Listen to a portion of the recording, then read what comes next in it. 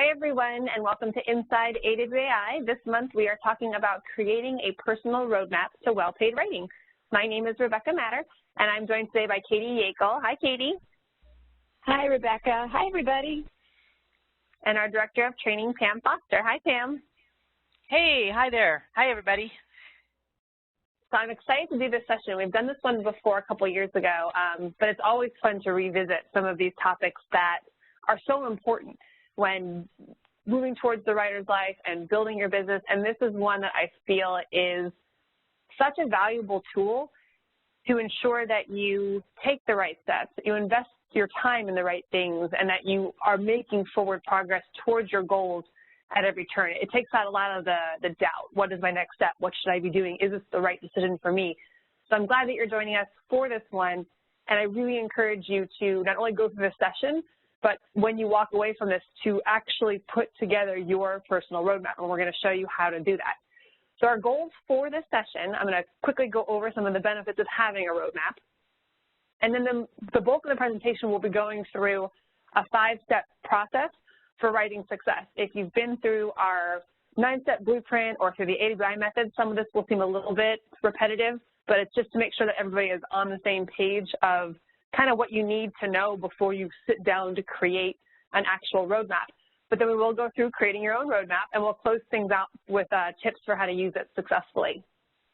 So the benefits of having a roadmap are pretty obvious, but at the same time, I still think it's worth going through. The first one is that it builds confidence. Confidence, the fear of writers or the fear of building a business, moving forward towards the writer's life, making decisions, usually comes from the unknown. You know, we don't know what it feels like to market ourselves. We've never done this before. Maybe we have done it and we're changing direction a little bit. That unknown makes us lack confidence. Are we good enough? Are we good enough writers? Are we making the right decision? Are we picking the right niche? Are we picking the right programs? All of that stuff can just get inside of our heads and paralyze us and cause us to stop moving forward. So having a roadmap, having a plan, knowing what all those steps are in front of you, just naturally builds confidence by taking the time to sit down and say, here's where I am today, here's where I want to go, and here's how I'm going to get there.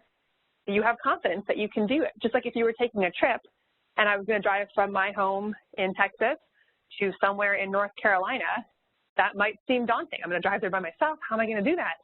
But if I actually mapped out the routes and I decided I was going to stop when I got to Louisiana, and I'm going to stay at this hotel, and I'm going to stop and see my friend in Atlanta, and I'm going to do this, all of a sudden I have a lot more confidence because I know exactly where I'm going and I know how I'm going to get there.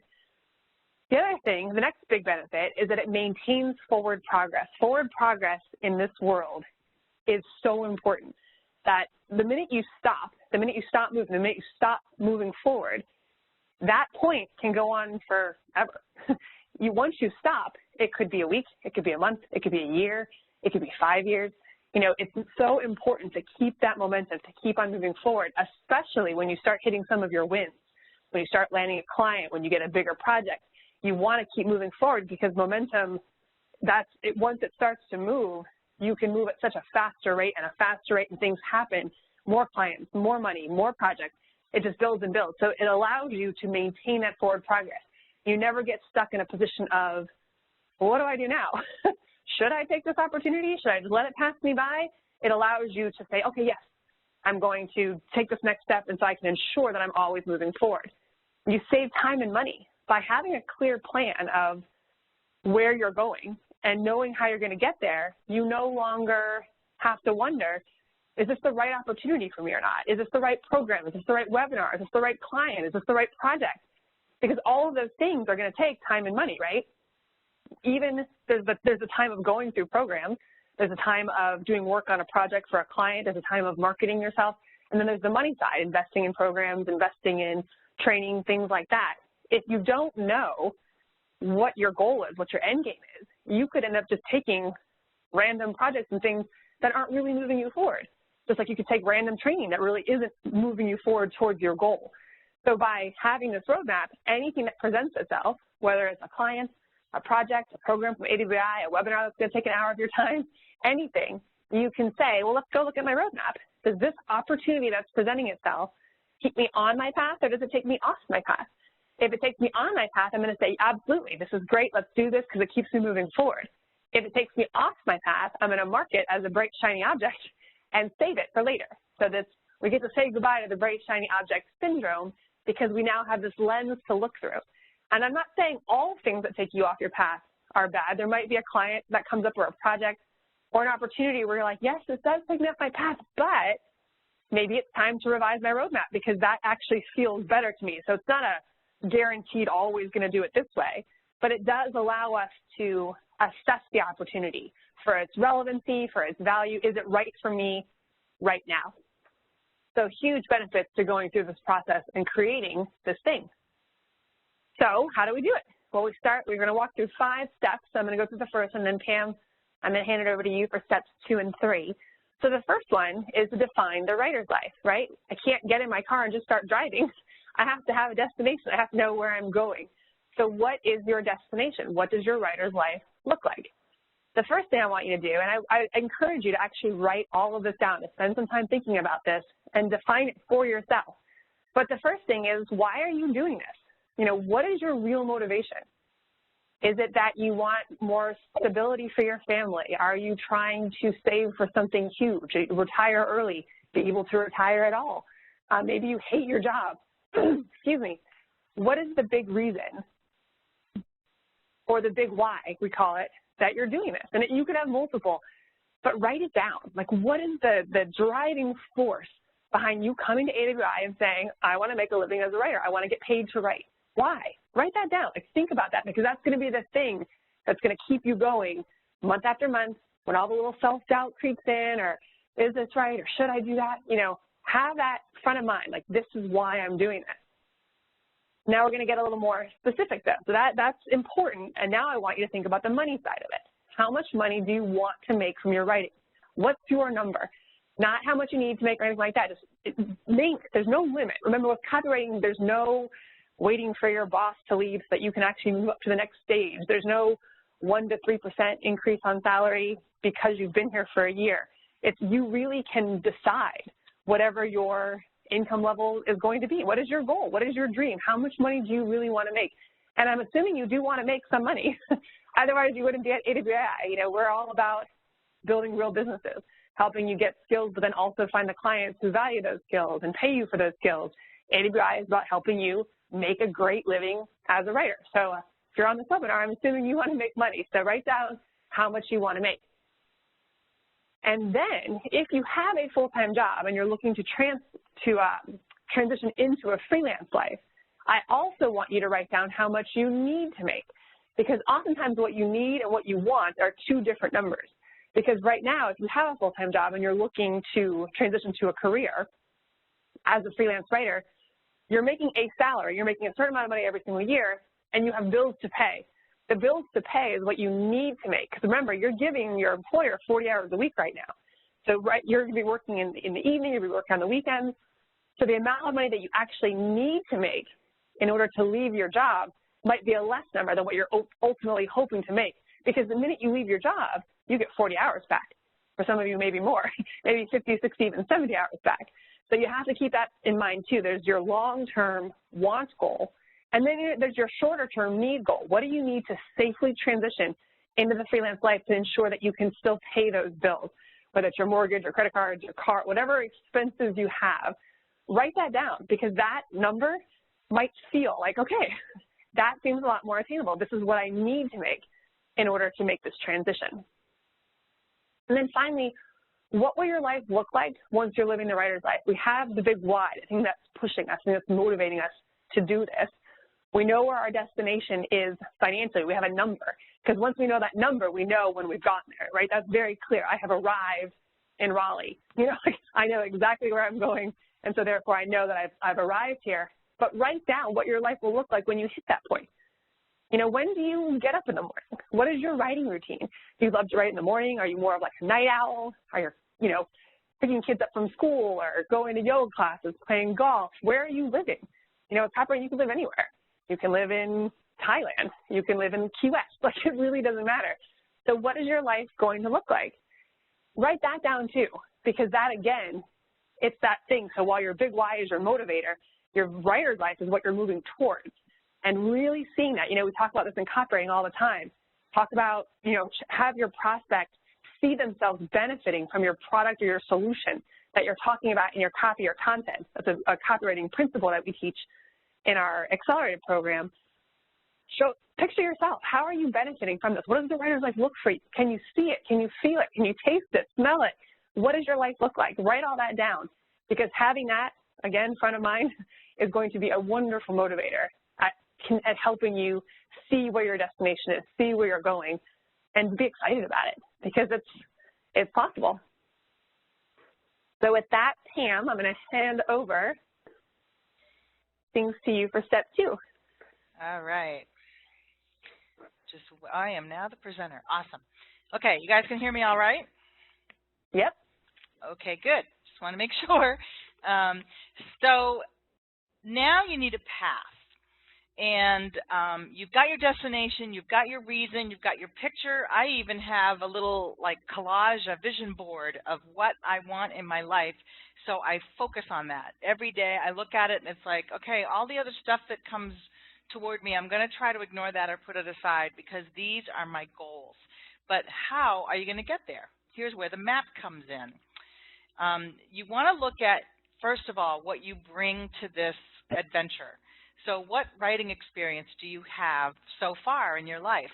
I came to direct response copywriting and freelance copywriting from a corporate position where I worked in-house with a team doing marketing stuff, but we didn't really focus on direct response, so that was a whole new learning for me.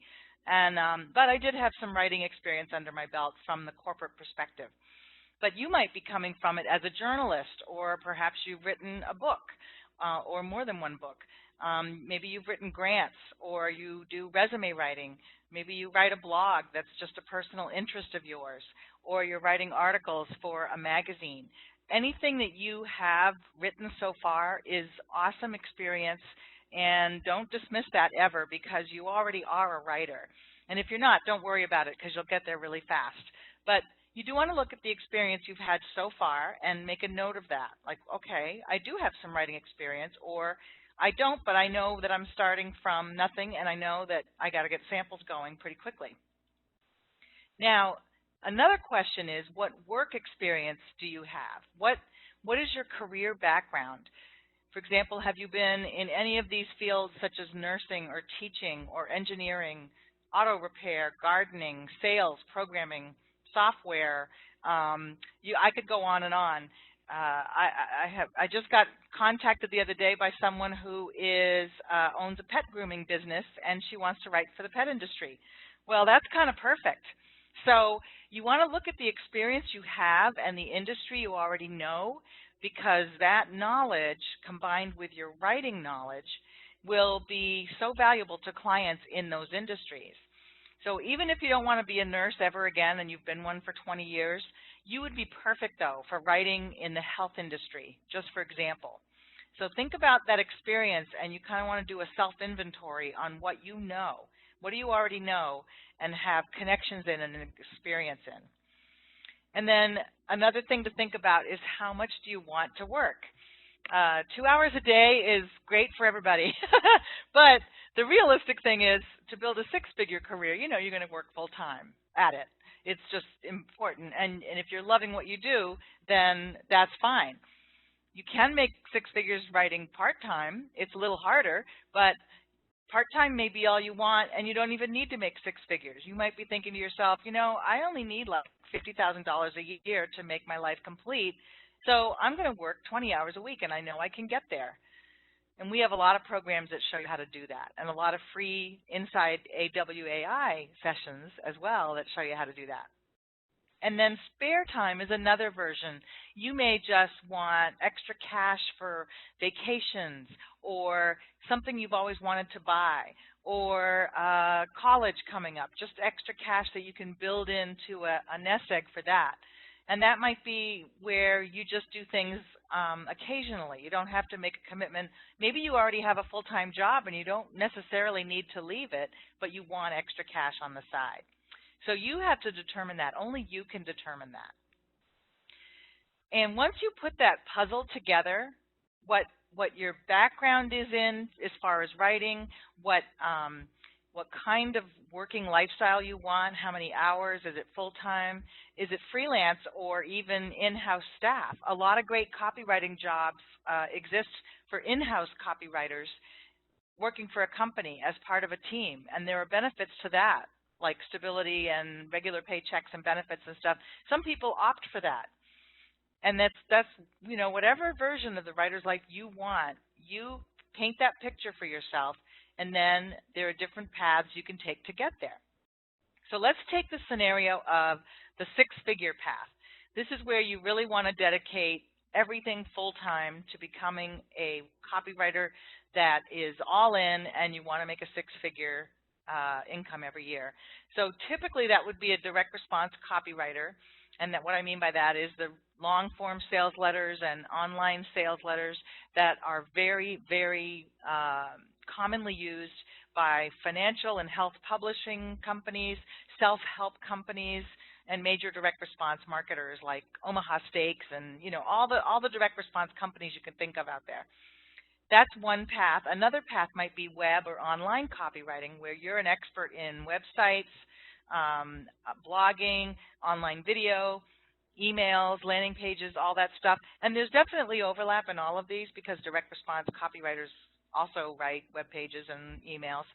But it's a bit distinct because if you're a web copywriter and you want to focus, for example, on e-commerce for the baby products industry, then your life will be a little different than if you're doing long-form direct response. And then there's the business-to-business world, which is the vendors. In any industry, there are suppliers in that industry. And those companies all need marketing as well. And they're a little different yet again because of the way that world works. For example, if I work for a manufacturing company and I'm going to buy a big new processing machine, the sales cycle is different. I'm not just going to go online and spend $200,000 on that machine instantly. There's a lot of kind of setup or trust building or checking it out and seeing case studies. Those kinds of things are more popular in business to business because of that sales cycle.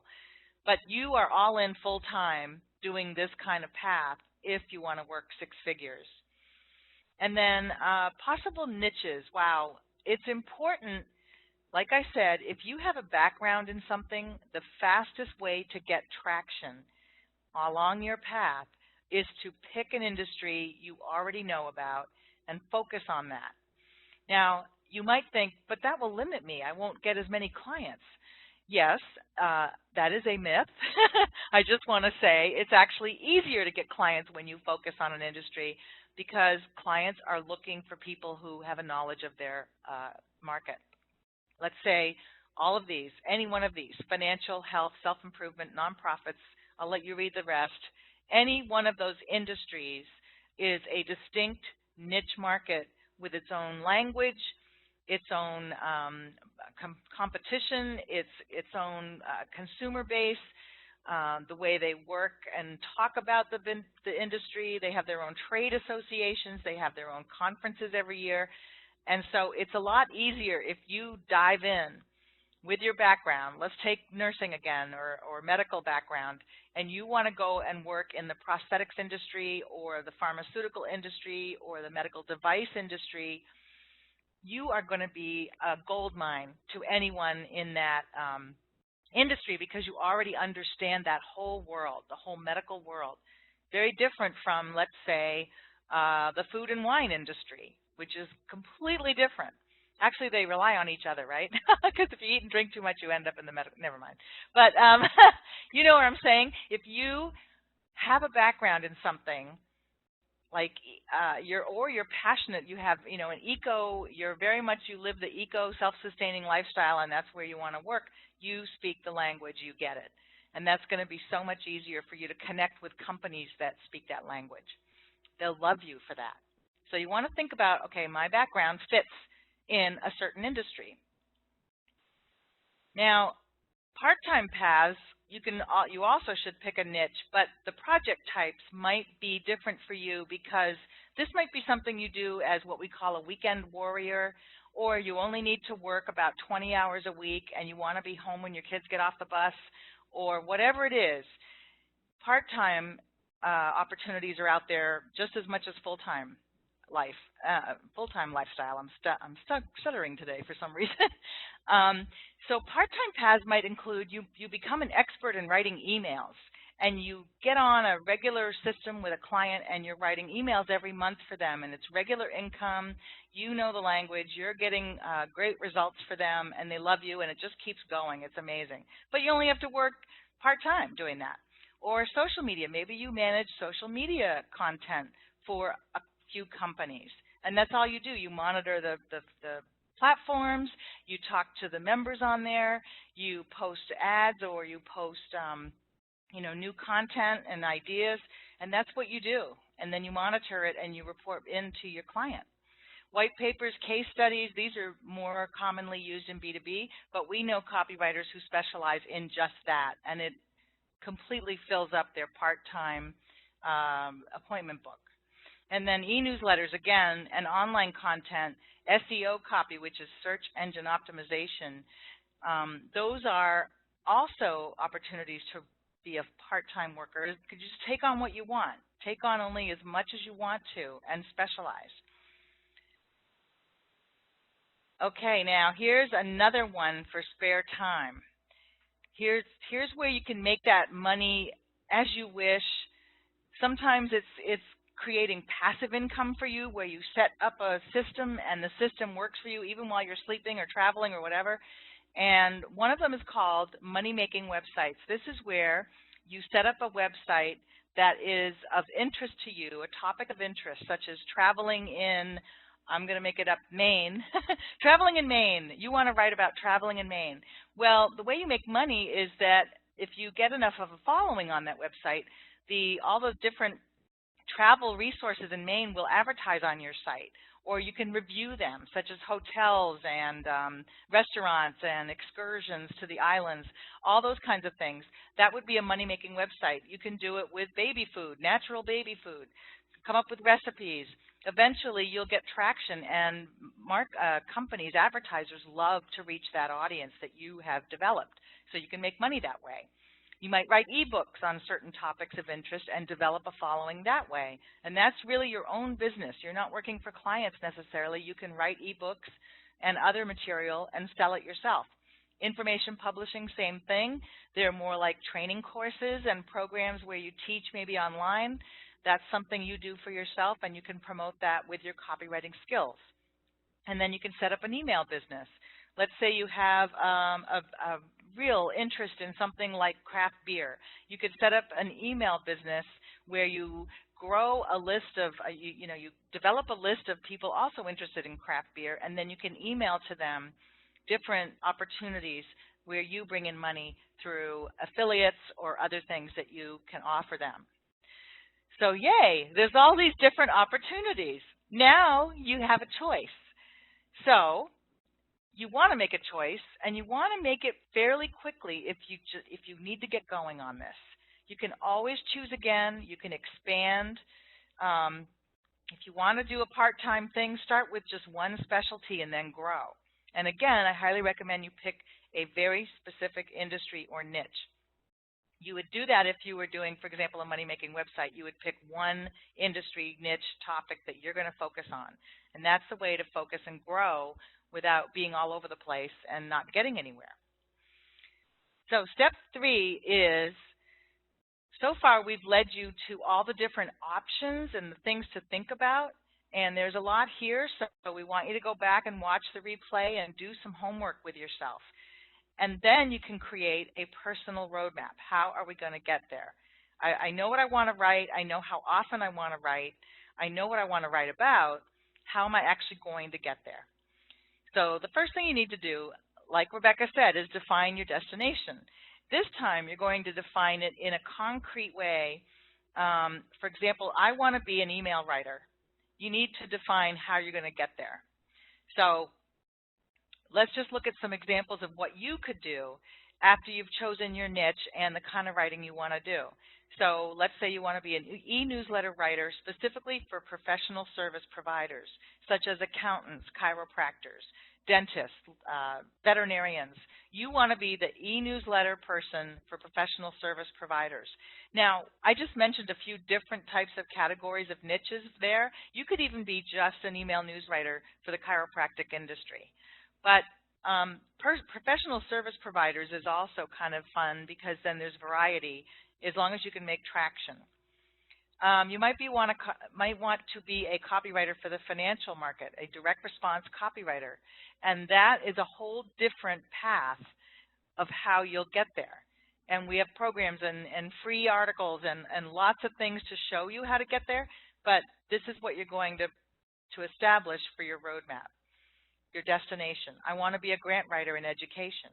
We have programs and information for that. And that is something that excites you. You want to help nonprofits in education raise funds. Great. Or you want to be a social media writer for health and fitness communities. That might be the coolest thing if you have a medical background or experience with a lot of medical providers and issues, and you have a lot of interest in what's happening now in that world, and you could talk with other people in social media. So now you've kind of picked a path. All right, I'm going to write e-newsletters for chiropractors. Let's just say that's what it is. Now, what are the skills you need to do that? And how are you going to learn them? Here's an example of a few things you could do. So your skill that you need to learn is to write persuasive copy. This is what we are teaching everyone to do first and foremost, because persuasive copy belongs to every industry and every type of project, pretty much. So you want to finish the AWAI Accelerated Program, which teaches you all about that. It's a great foundation for that. And then you take that and you go forward with other types of writing projects. So let's say another skill is to learn the best B2B or business-to-business projects, which would include case studies, white papers, testimonials, demo videos, all that kind of thing. Well, we have a program by Steve Sloan-White, who it's called the Protege Training, and it's 12 weeks working with him side by side on learning the craft. Let's say you want to become a faster writer. You've been copywriting for a little while, but you just feel it's very slow and painstaking. We have a program that Clayton Makepeace offers on speed writing. It's pretty astounding. And then let's say you want to learn how to write for the web. The web is where it's at today, right? Everybody is online, on their phones, on their tablets, looking online for solutions. You need to know how to write for the web, and it's so much fun. That's what my specialty is, and I love it. So you want to take the Web Copywriting 2.0 program. And the reason we're mentioning all these programs is because to learn to be what you want as a writer's life, you're going to invest in yourself, and you will learn. You never stop learning. I joined AWAI in 2005, and I'm still learning. That's like, oh my God, how many years now? I don't even want to say. But I'm still learning all the time, and we have new programs that come out all the time because marketing is changing and growing and expanding with everything online now, and it's so much fun when you're immersed in it to keep going and learning. So now you have the skills. Then you want to say, all right, I need to build a business as well. I need to get clients. I need to find those companies that will hire me for these skills and who need me, like right now. There are so many companies looking. We were at an event last week, Traffic and Conversions, and talked to many companies that have, like AWeber, for example. Just for example, they have hundreds of customers, hundreds of small businesses, and they need help with their copy.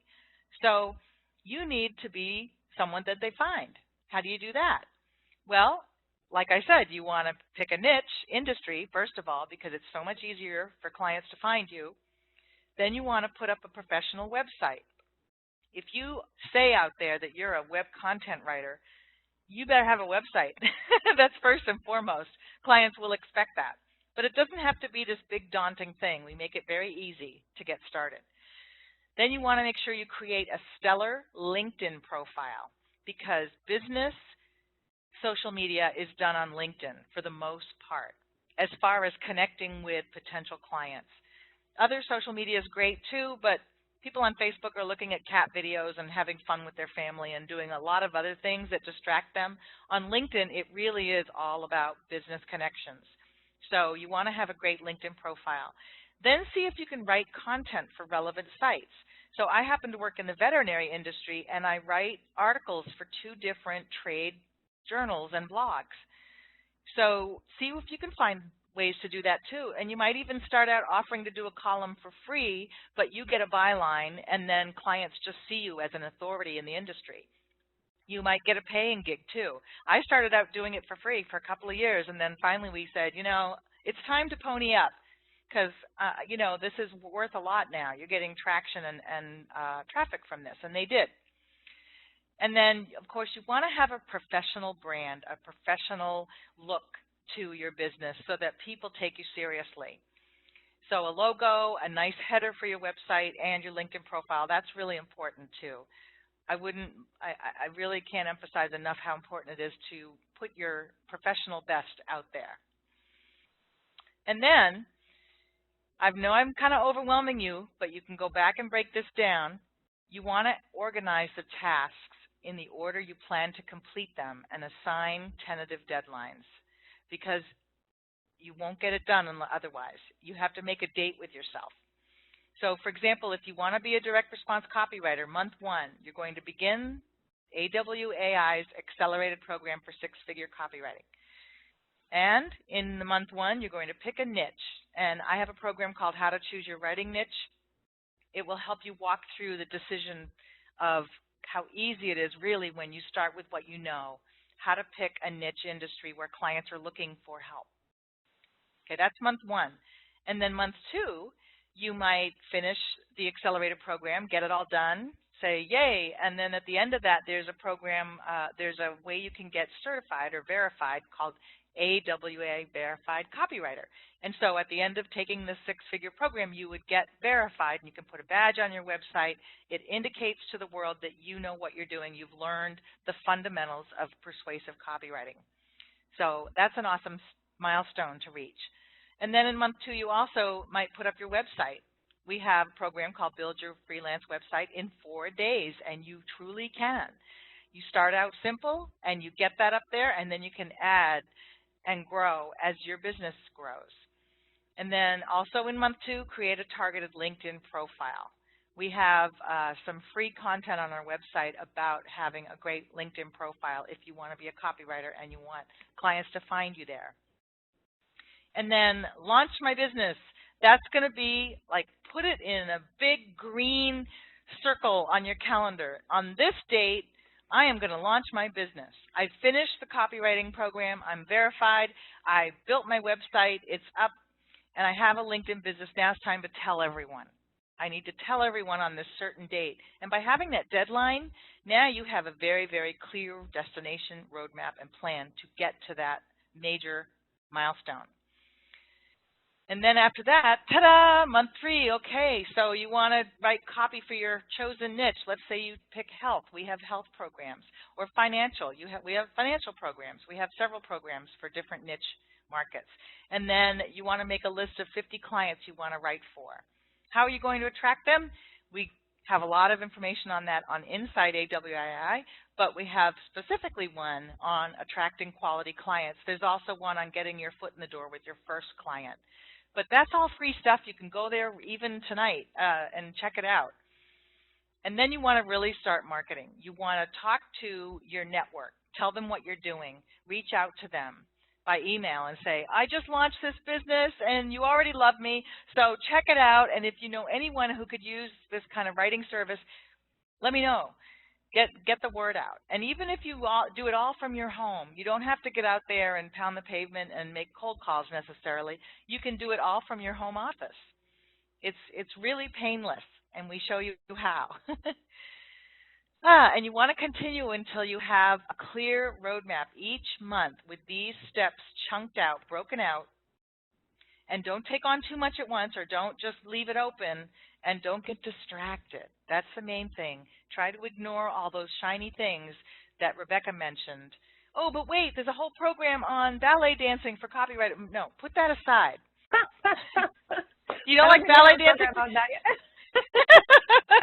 I wanted to mention too, though, because like even as like sitting back and watching this, it can feel overwhelming, like Pam mentioned. Yeah. So if you're in this moment thinking like, holy cow, that's a lot to do. Well, yeah, it's a business. You guys are going into a potential 6-figure career. This whether you want to stop at 10,000, 50,000, whatever it is, whatever your money goal is, that's not just like a push a button and here you go, right? There's a plan that has to be put in place. And the purpose of this webinar is to show you how much control over that plan that you have and to give you access to all the resources and tools that we're here with you all the way through this. When you're an AWI member, you're an AWI member for life. Whatever you need from us, if you're in, we're in it too, and we'll help you navigate all of this stuff. But the idea here is just to get that plan written down. It might seem overwhelming because it's a lot, right? But there's that saying, how do you eat an elephant? One bite at a time. So once you have the elephant drawn out, then you get to just focus. You don't have to worry about what's happening next month. You don't even have to worry about what's happening next week. You just worry about what's happening today. So while I always have like a roadmap in mind, right, and every day I have a full laundry list of all the things that I need to be doing in the next month or so, but each day that I sit down at my desk, I have one sticky note, and that's it. And there are 3 items on that sticky note, one of which must be done that day, so I always indicate what is my main focus, and the next 2 things what I call on deck. So I am always guided by my sticky note. So while even though there's all this other stuff that feels totally overwhelming and paralyzing at times, today I know all I had to do was I had specific tasks for today, and that's all I'm working on today. So again, if you feel overwhelmed, just remember you're going to have this plan, and that plan is to give you the confidence every single day to know that you're taking the right steps today and that you're taking the right actions and investing in the right courses. And that's what this is all about. Continue on, Pam, sorry. No, it's great. It's great advice because, you know, I've been around in this industry for 13 years doing copywriting specifically, and I didn't just get to where I am overnight. It was every day doing one thing or 2 or 3 to keep going. 1 blog post a week, 1 LinkedIn connection a week, you know, set up my website, add an article once a month. Whatever I could do, you break it into small bite-sized chunks that are attainable. Now, you get bonus points if you assign specific deadlines to yourself. So don't just say in 1 month I'm going to do this. Say each week I'm going to tackle this section of the accelerated program. I'm going to work on my LinkedIn profile, just the summary part. And then I'm going to, you know, so just break it out very specifically with a week-to-week or even a daily thing like Rebecca just said. Schedule it. Make sure that everyone knows for these 3 hours every day, don't bother me. Don't come and knock on the door and I need to get this done. This is my life. This is my future. I need to focus on this. Just as if you're going for your master's degree in something, you would have to carve out time to study, right? Same deal here. This is your time. This is your future, and you know, honor that and ask everybody else in your life to honor that. And then set financial goals each month. Once you get going, you'll want to say, all right, this month I'm going to make $2,000 by working only 2 weekends on some projects. And we actually have something in Inside AWI called How to Make $1,000 in a Weekend, projects where you can do that. So check that out. But you want to set up goals because then you have moments to celebrate. You have quick wins. Every month you'll have something you can look back and say, wow, I actually got a lot done and I made $2,000. It's a great place to start. And then just keep going from there. So those are just steps 3 and 4. We have a little more to cover here. So I'm going to pass the baton now to Katie. And thank you. There you go. All right. All right. Well, I am kind of the little bit of cold water here because all this is great. All the planning is great.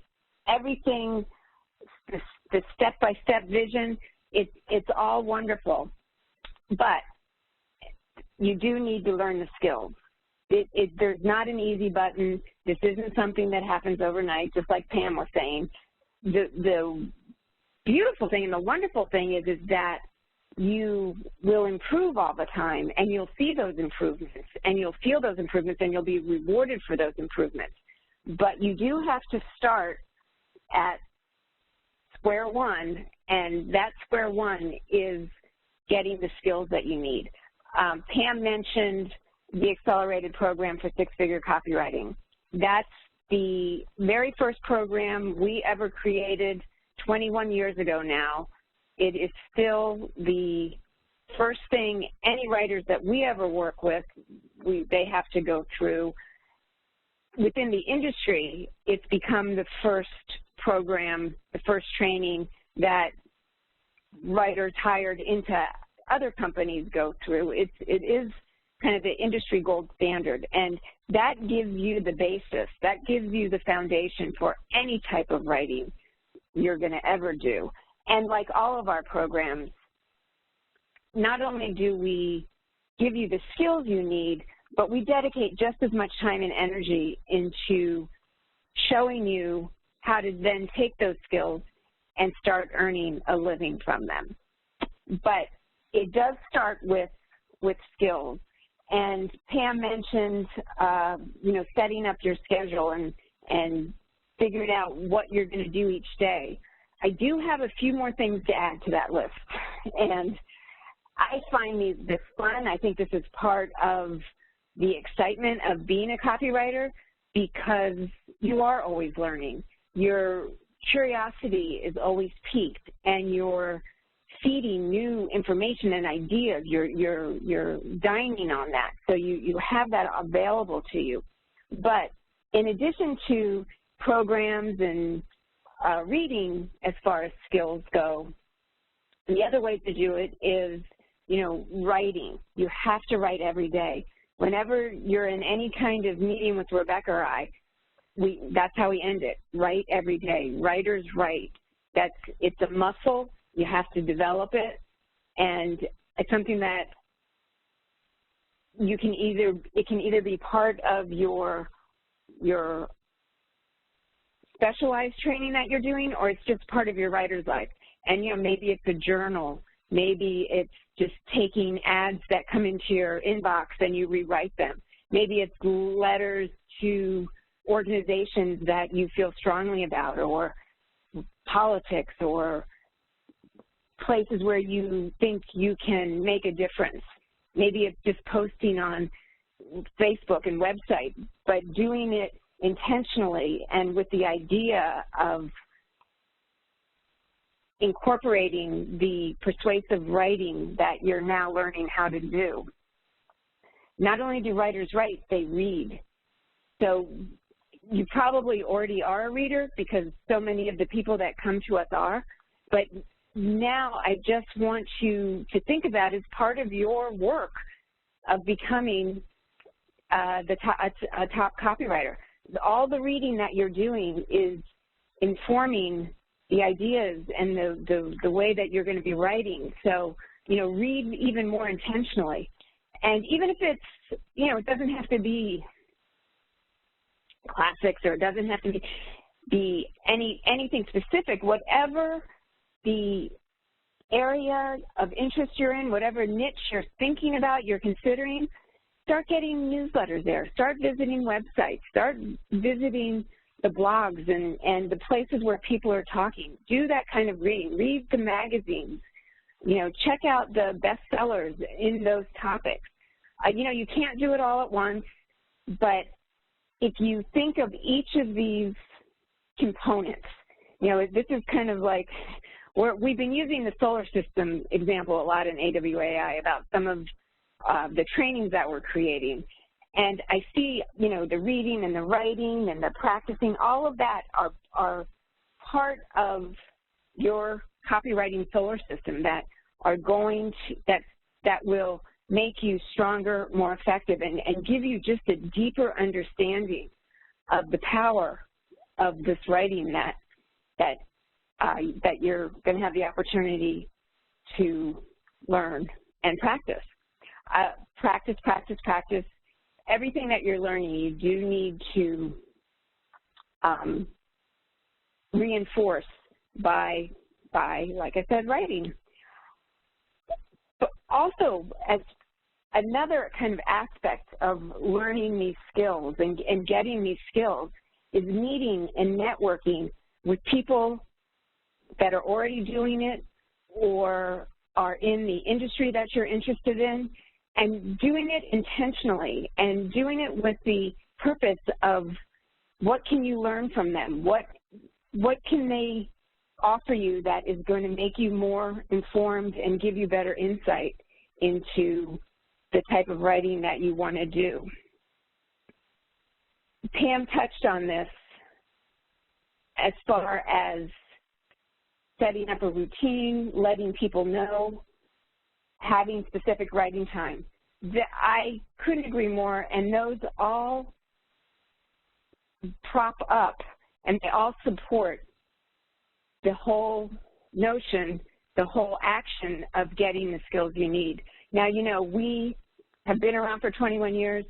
We have over 100 different types of writing programs for any path that you want to take.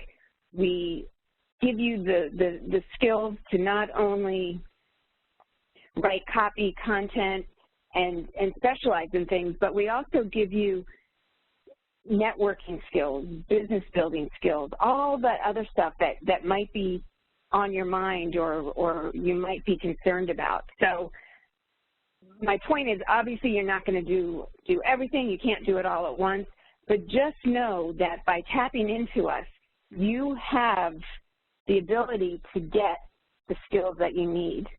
And just one more time, it all starts with the accelerated program. And if you've already done that, congratulations, that's great. But let's get together and let's talk about what the next step is. If you haven't, then I strongly encourage you to do that. Step 5, Pam touched on this as well too, and that is launch your business, because what do they say? It's not show business, or it's not show fun, it's show business. Same goes for copywriting. It is a business, and you are the CEO. So you need to think in terms of what you expect from your employees, which just happens to be you, and how can you get a return on your investment? How can you make your copywriting business profitable? Having that mindset helps you do that prioritizing. It helps with procrastination. It helps with all of those things that when you're not all in can get in your way. But giving yourself the kind of financial goals that we talked about and looking at it as a business really helps.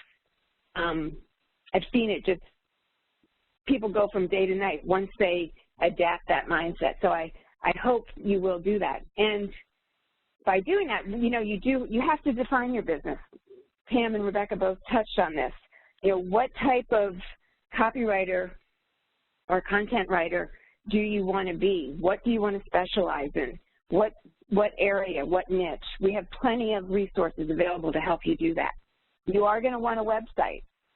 That's, you know, the business card nowadays. People want to be able to easily and quickly just get a feel for what you're all about, and it's such a great demonstration of your writing skills. So that's very important. Again, Rebecca has a fantastic program that she's put together of how to create a freelance business website in 4 days, and within 4 days you will have it done. So again, you don't have to do all this now. Just know that it's there, and when you get to that point on your map, on your path, say, oh, okay, great.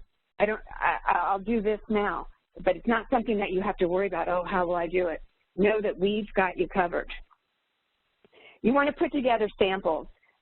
This is something that we go in great detail. If you search our article archives, you'll get lots of ideas on how to do that. If you take any of our programs, they all, well, 99% of them have writing exercises in them. Those can all be samples that you show. You can find companies that you like and just write something for them and include it as a sample. You know, you wouldn't want to imply that it was actually mailed, but again, people just want to see that you understand the structure and that you can write persuasively, that you have a voice that connects with the company's prospects. You want to research potential clients. Now, again, I hope people's eyes aren't rolling over or they're just thinking, this is just too much. This all comes in time, and we are here to help you do this. We have the resources to support it. But I do think it's important at this point that these are the things that are coming, and this all helps with, you know, with your running your own business. You have to have customers. That's when you're really in business, the day you get your first sale. And to be able to do that, you need to start thinking about, okay, who are the companies I'd like to write for? What are the e-letters that I'm excited to read, or the websites that speak to me and that I would love to be a part of this, or the products that I buy? You know, these are all things to start thinking about now, because it's going to lead you to finding those clients. Pam has a great program in picking your niche of, you know, how to pick a niche, and we have Inside AWAIs on this, but it actually walks you through how to find if a particular niche is viable for you. You can do it in a weekend, and it's really useful. And what's been fun to see is people start thinking that they're going to specialize in one thing, but then they go through these exercises and they realize, well, you know what, maybe that's not the one, and something new comes up, or something different that they may not have thought of. You want to be specific in all these attentions, in all these actions, and when it does come time to start talking to potential clients, you want to be very specific there as far as what you can do to help them. Copywriters are problem solvers. You're going to, anytime you spend with us at AWAI, you're going to hear that over and over again. And companies need you. Copy is the lifeblood of the economy. Companies depend on it to attract new customers and to keep and maintain the relationships that they have. So your job as a copywriter is to think about ways that you can help them. It's a great feeling when you do help a company grow and prosper, and that you're part of it, that you've contributed, that you're part of the team involved in that. But you don't ever want to lose sight of that. You're coming with a specific challenge and purpose, which is to help them be more successful. So you always want to, you know, one of the things that you're going to learn as a copywriter is that it's always about the prospect. You know, what's the benefit to the prospect? When you're thinking in terms of clients and potential clients, they're your prospects. So it's all about them. What's the benefit to them to working for you? A few additional tips for success. You know, this roadmap is a great tool for evaluating opportunities. Rebecca talked about this early on. If something isn't going to help your immediate next step, your immediate goal, set it aside. It'll be there when you need it. But try to have that litmus test. If it's going to take you down another path or distract you, then it's not the right thing for you at this time. Pam talked about this. We're big on celebrating success. We're big on encouraging our members to celebrate wins all along, and that's part of what I want to encourage you to do right now. Start right now. So, you know, how about this weekend going through one or two of the other Inside AWAIs? That's progress, and that's going to help you create the plan that you need and move forward. You want to come up with the daily tasks, the monthly tasks that are all driving you towards your goal, your destination. And, you know, you got to be gentle with yourself too. Life happens. You just adjust when things happen. You know, putting too much pressure on yourself is just going to paralyze you. So you move forward with the best of intentions. You do as much as you can every single day to keep this dream moving forward, to make it reality. But, you know, if there's a little hiccup, you you just readjust. And then finally, I'm going to say this again, all about celebrating the victories, all about sharing your good news. One of the things that I'm so proud of AWAI, and there's lots of them, but probably top of the list is how generous and supportive our community is. Everyone that comes to us, it just is such a pleasant and positive experience to see our members sharing their successes with them. It's not like a competitive, like, oh, you know, because there's so much work out there. There's so much, so many clients. There's so much writing that needs to be done. There's not a shortage. So this isn't cutthroat by any means. This isn't where people are trying to hide things. I've never been in any kind of environment or industry, and particularly at AWAI, where people are so happy to share what they did and pass it along and pass it forward and bring up the people with less experience and learn from the people with more experience.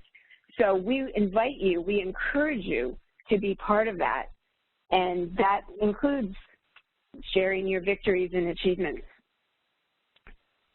All right, closing advice. I'm going to wrap this up. You need to treat it like a business. I think I've beat that drum pretty strongly there. You need a goal and a plan on how you're going to get there. And we have covered a lot today. This might be a good idea to let it simmer overnight, but then over the weekend, check back in, go through it again, pad and paper in hand, and actually make your plan. You need to be able to make decisions and take the actions needed to move you forward. So you need the input. You need to have filters in mind that make sure you're moving forward on the road that you're towards your goal. And if you don't, if you get stuck, if you have a concern, if something comes up, anything comes up, you just call us. We can walk you through it. We can, you know, we're here to help you in any way that we can.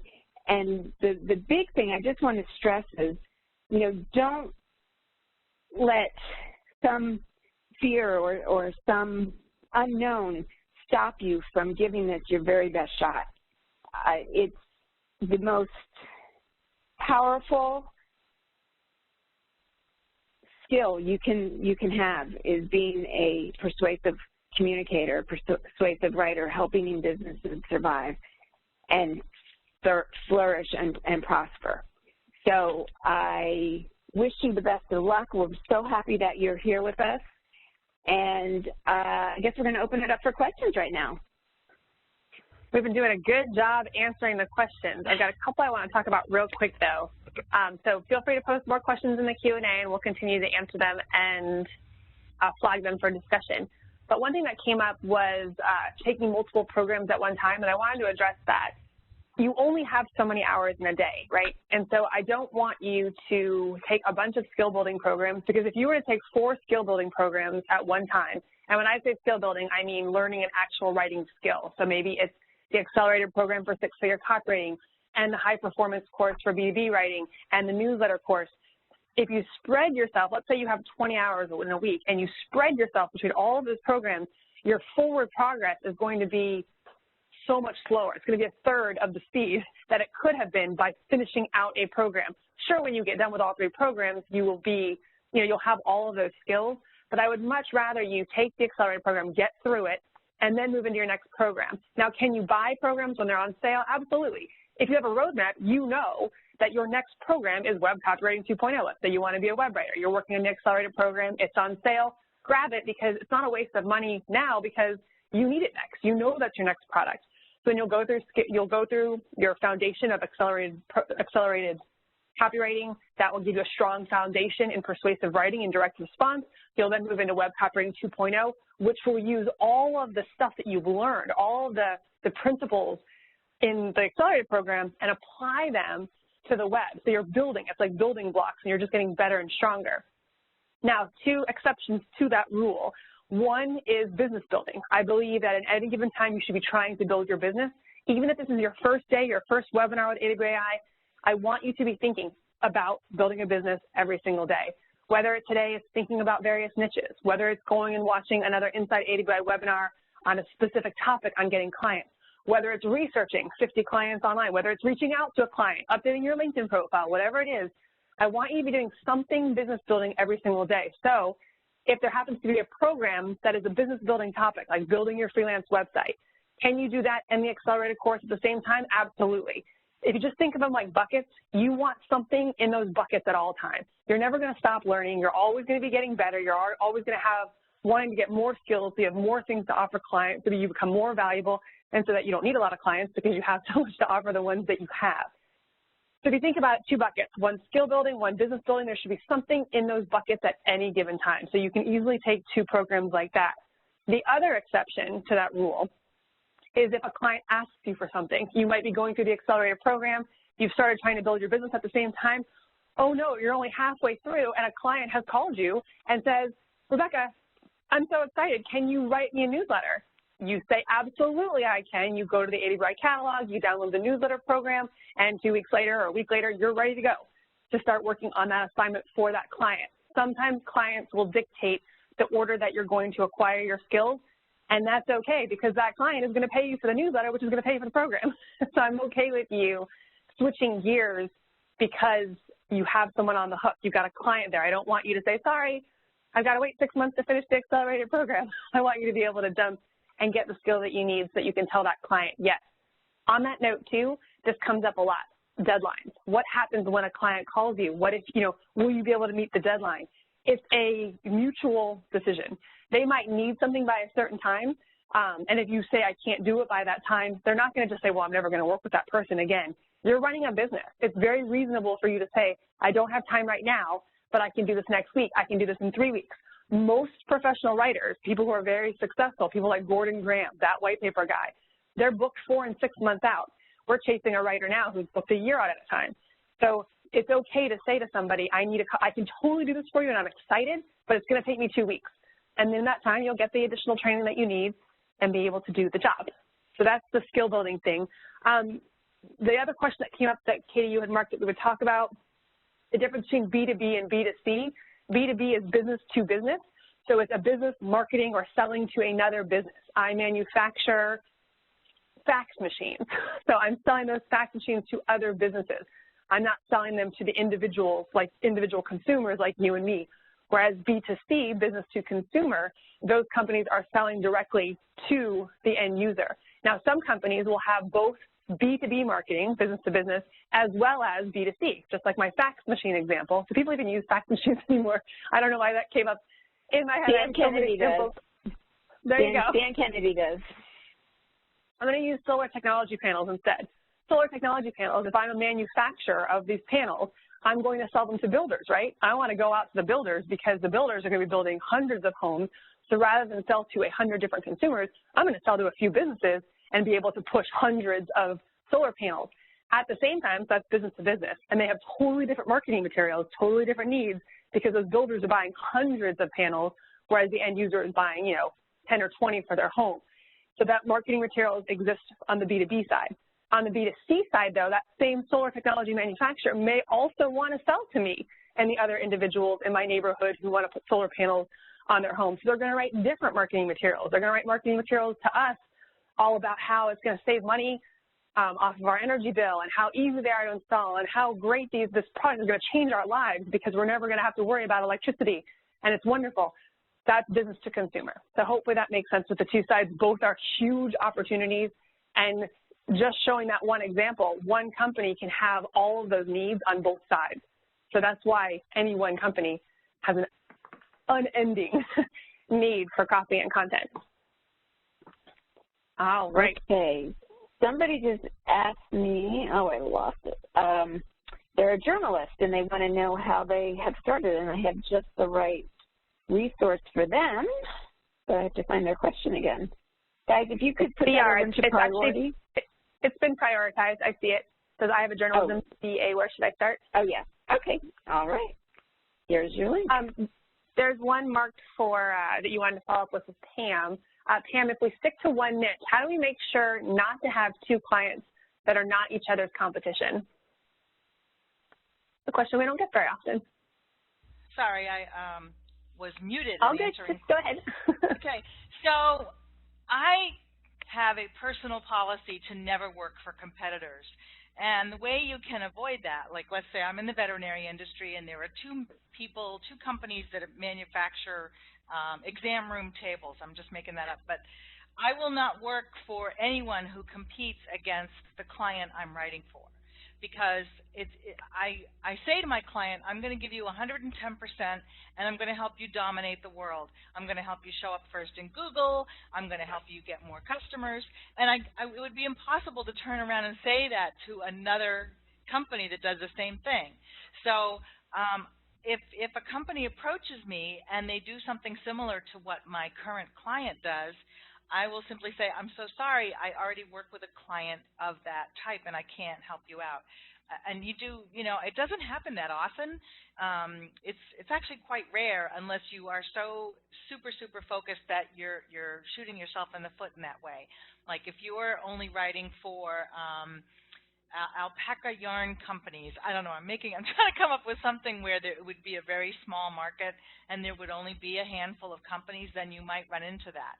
So try to make sure you don't go too narrow in your niche so that there's a variety of company types between suppliers and consumer-facing companies and events and all that stuff. Oh, boy. I'd love to get everybody's opinion on this because I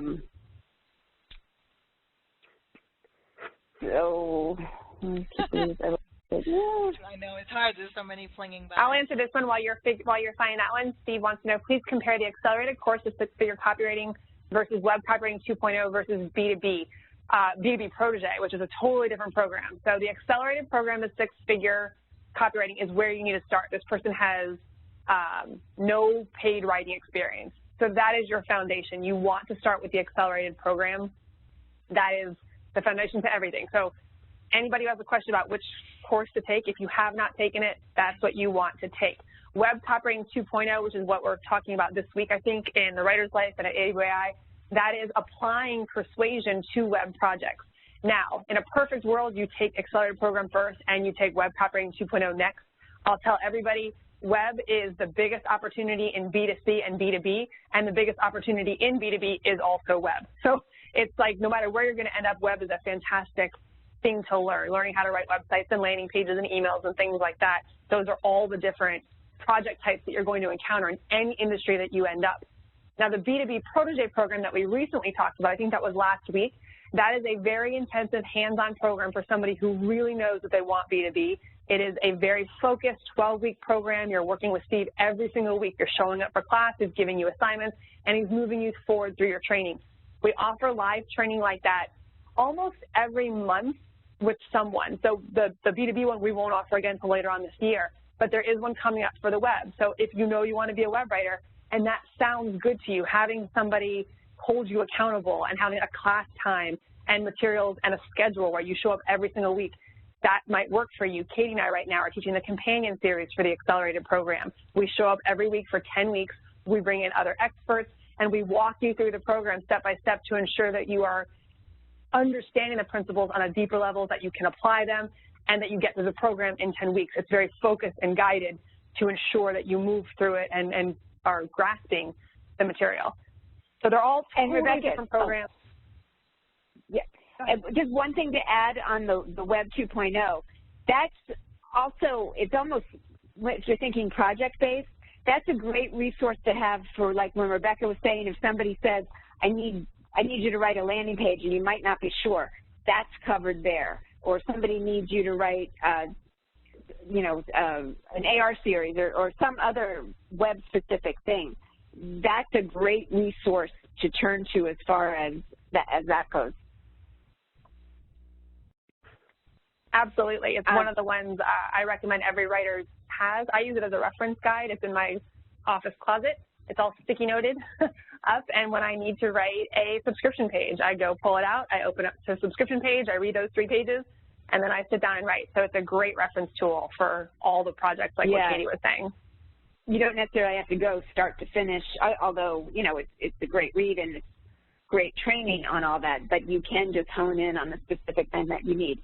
Okay, here's the question I was looking for. It's from Marie, and she's asking on any advice on how to lower the anxiety around rejection. And I would love to do a whole hour just on that, because it can be so debilitating and it's such a boogeyman. But the reality is there are so many fish in this sea, and you know, you're gonna get a few no's before you get that yes. And as far as anxiety goes, it's not like there's some big master list that if one company says no, then, you know, you're blackballed or you'll never get another job. It just doesn't work that way. And it's just going to take a question of building up confidence, knowing that you have the skills, putting yourself out there, and just knowing that it's a numbers game. You're not going to just, you know, I did have a couple people over the years say, well, you know, I just can't do this. It's not for me. I sent out, I'm not getting any response. And I'm like, well, you know, how many people have you reached out to? How many people have you told your copywriter? Well, you know, 2. I'm like, well, you know, you may have to do 200 or maybe not. But the point is that the more comfortable and confident you have, the easier it's all going to be. And just knowing that no's are part of, you know, you're a copywriter. No's are the start of the ways to yeses. And I actually was teaching with John Ford earlier this week on, I think it was yesterday, on the Companion series, and somebody asked him 26 years later, how do you handle, because not every package, even at his level, not every package is a winner, right? Packages are going to fail. And it just is what it is. It's like rolling dice. Sometimes they work and sometimes they don't. And they asked him, like, how do you handle that? And he said, I get really grumpy. It is what it is. Like, even 26 years later, when a package doesn't work, I'm not happy about it. But he said what he does do to offset that is to ensure that he's never working on one thing. He always has something else going, so that something else is making him feel good. There's hope coming from something else. So when you're just starting out and you're so worried about that first thing failing, do things that you can control. You know, market yourself more. Because if on the day that one project fails, you get another client, it kind of offsets, right? Like, oh, that sucks, but yay, this is great. So just the more lines you can drop in the water, the more fish you can catch. You know, it's that whole idea of putting out as much as possible so that you have the opportunity to get a lot more back. I'd like to answer one that Kevin is asking. Is it quite common for someone to become just an email specialist? I think that you can, but I would recommend that you offer that service in a niche industry that's broad, maybe financial or something like that. But think about this. If you don't want to keep having to get more and more clients all the time and you want to expand your services with some awesome clients that you already landed, you're limiting yourself by being only an email specialist, because most clients need a whole range of things. They need web copy, articles, you know, e-newsletters, video scripts. Oh, it goes on and on and on. And if you've got a great client who loves your email copy, would you want to turn them away because you don't do anything else? That's the only thing to consider. You might say, yes, I don't want to do the other stuff, and maybe team up with other copywriters that do the other stuff so you can keep that client. But yeah, I think it's harder and harder now because clients really need so much from us. You know, and so when you land a great one, you want to hang on to them and build that relationship. So you might want to say, hey, where's that email going? Is it going to a landing page? I happen to write landing pages too. So think about that. Hope that helps. Absolutely. No, that's so great because like you just said, you never know what's going to get you a project. You might be able to write emails, but they today might need a newsletter or a landing page or something else. And either way, whatever they do hire you to write, wouldn't it be great to be able to do all the other things too? You already have your foot in the door. You've already got this great relationship. I also want to write your landing pages. I also want to write, you know, that way I'm with you. I'd rather have a few clients and be able to offer them a lot. Right. Bazad is asking, is there any package to get all the programs in one go or a course at a special price? And actually we have something called Circle of Success, which does include all of our programs. It includes live training, it includes mentoring, it includes, I mean, it's the whole enchilada. And we're actually going to be opening registration next week with some really exciting news about it, about the plans for 2008. So it's great timing. So I recommend you keep your eyes open for it beginning next Wednesday. Steve, I'm going to answer your question out loud because I'm not quite sure. It says how much overlap. Example, it's likely persuasive B2C snail mail also in digital web form for B2C and B2B. So overlap in our programs, there's none, but overlap in the industry. If you learn how to write an email, writing email for B2C is different than writing email for B2B just because of the person that you're talking to and understanding where the email is in the sales cycle. Usually emails in B2B are in the middle of a very long sales cycle. A person might ask for information about a very high-end software package for their accounting system. They might get a white paper, they might get a few case studies, they might get other emails that are engaging them to try and get them to say, yes, have the sales rep call me. In B2C, though, there's more of that direct response. So I'm actually going to send an email out that says, hey, here's this software package, do you want to buy it? You know, click the link below to buy it now. There's that direct response call to action. So while emails and all project types oftentimes exist in both worlds, there are nuances based on just what the buying process looks like and who the end user is, who the reader of that email is, and all of that is explained in great detail in any program that you take. Oh, and there was a second part of that question, sorry, and it just got wiped away. So I don't know what your question number 3 was. Sorry, we have these little flags on here, and if somebody unchecks the flag, oh, there it is, I found it. Do web and B2B have controls with incentive pay like royalties, like direct snail mail? Sometimes B2B never will. Sometimes web will if you are writing a sales package. So you might, even though, like you see our sales letters online. Our sales letters are written by copywriters who get royalties on those sales because they're still sales letters. The closer you are tied to the actual sale, the more likelihood royalties come into play. But again, like in the B2B process, there's 14, 20 different touches that are going to happen before that person makes the buying decision. So typically royalties aren't in play in something like that. Okay, answered all your questions. Okay. Oh, this is, I have to laugh at this question. Laura is asking, do you have a program to learn how to write longer things? Everything I write seems to be short, less than 1,000 words.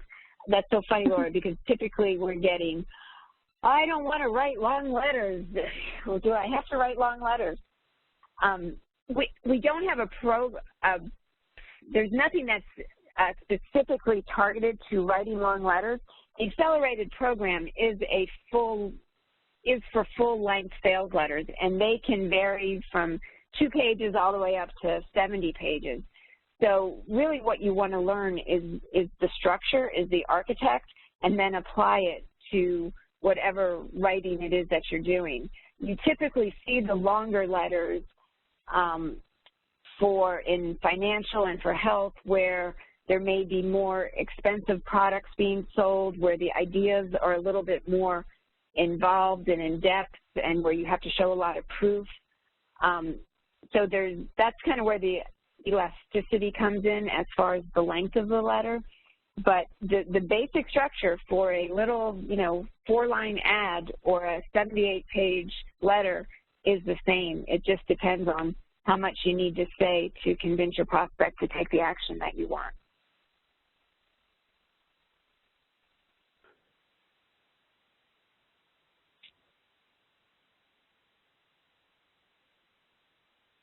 All right, if we're quiet for a second, it's because we're all scanning the questions. We want to make sure.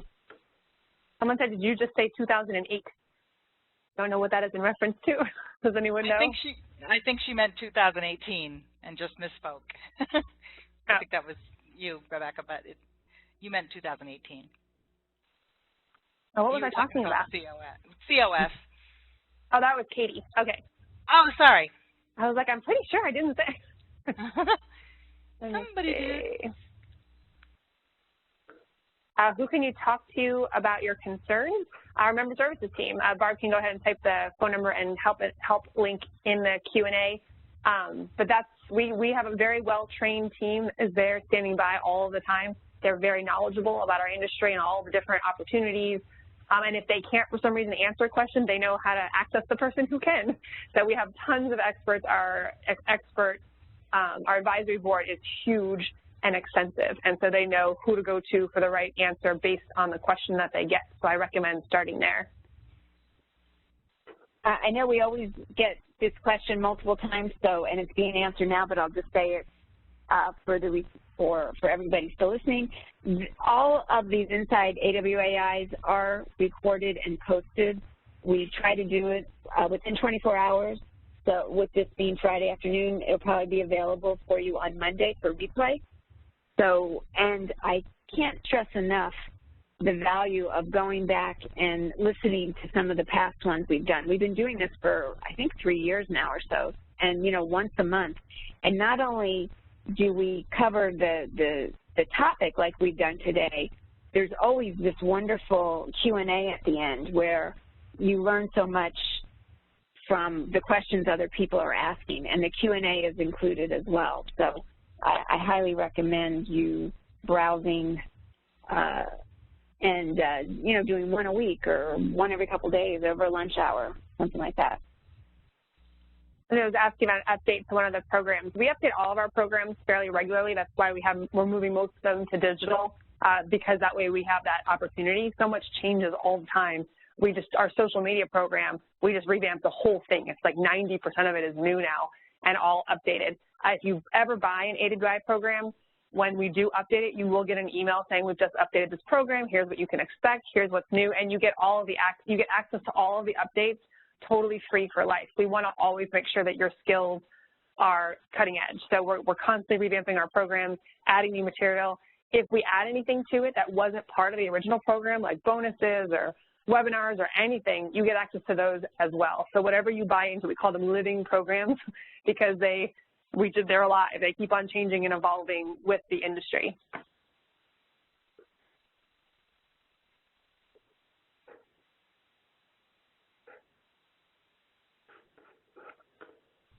I see one. Do you ever hire anyone that takes AWAI classes?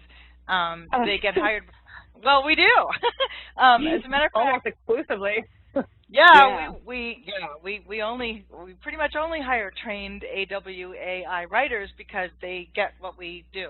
But Tim Matassa, who is on our full-time copywriter staff, he was a member and he kept at it and kept writing, and then we had an opening, and he applied for it, and ta-da, he's with us now.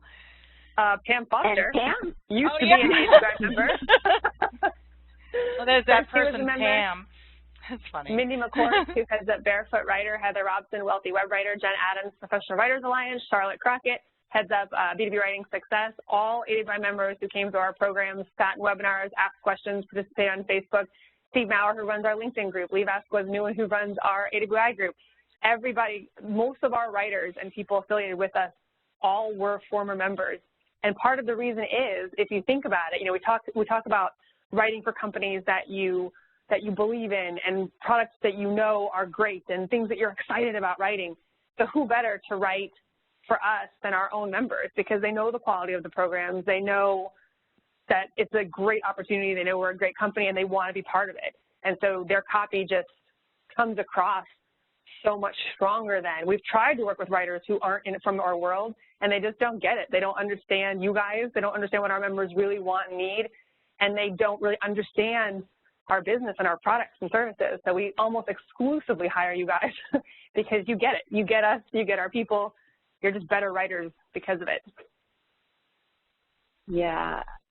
I feel like I'm a little bit of a broken record here. Pamela's asking, how can I get help with the creation of my LinkedIn profile? And we covered that in an Inside AWAI, so just go to that main page and you'll see the full listing there, and that's a great resource.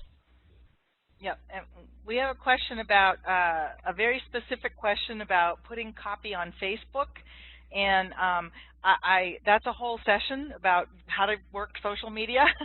And we have a program for that that covers everything you need to know about Facebook, LinkedIn, Pinterest, Twitter.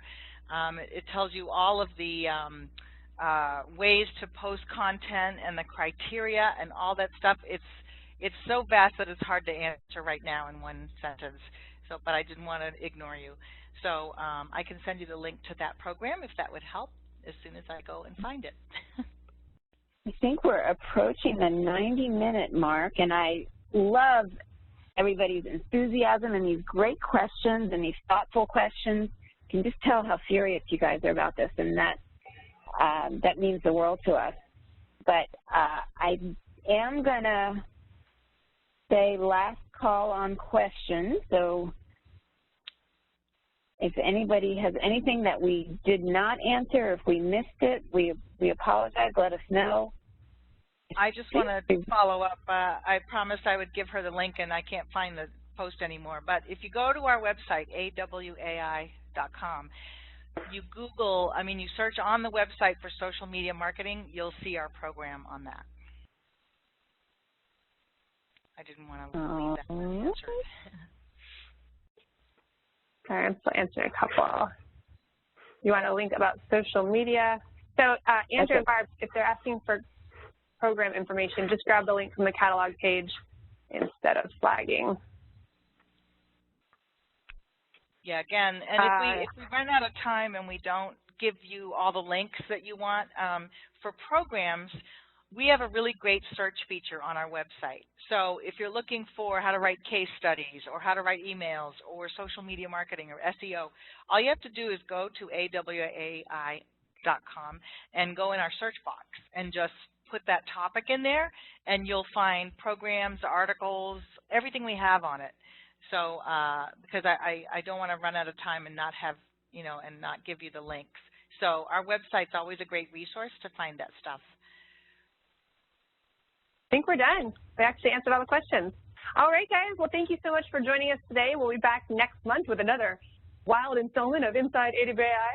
Not sure about the topic just yet, so if you have any requests or recommendations, definitely email me at askrebecca@awaiionline.com. We are always open to creating content based around the needs of our members. We've done tons on getting clients, but if there's a specific topic that we haven't covered yet or something you want us to dig more into, we can definitely do that.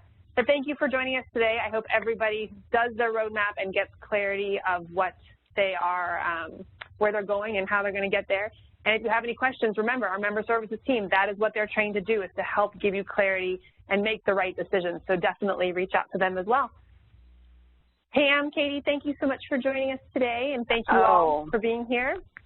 Our pleasure. Thanks, everybody. Have a great weekend. And Fran, Andrew, and Barb, thank you. Thank you guys so much for answering all the questions as well. Sorry, Katie. Yeah. Go ahead. We look forward to celebrating your success. Keep in touch. Bye. Bye, everyone. Bye-bye.